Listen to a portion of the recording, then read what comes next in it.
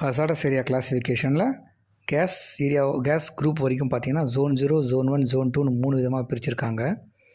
Zone 0 hazardous atmosphere is very likely to be present for long periods of time greater than 1000 hours per year or even continuously.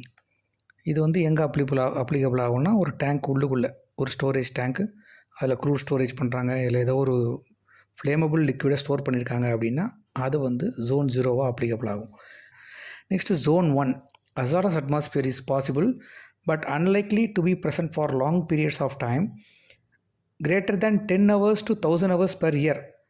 அப்போது very rarely produce ஆகக்கூடிய explosive gas atmosphere இருக்கக்கூடிய very ரேராக 10 மணி நேரத்துலேருந்து 1000 மணி நேரத்துக்கு உள்ள ரொம்ப அப்பப்போ போகக்கூடிய இதுவாக ஜோன் 1 அப்படின்னு சொல்கிறாங்க.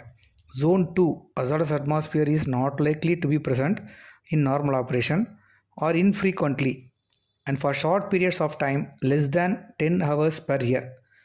ரொம்ப 10 மணி நேரத்துக்கும் குறைவாக ஒரு வருஷத்தில் வரக்கூடிய வாய்ப்பு தான் ஜோன் 2ன்னு சொல்கிறாங்க.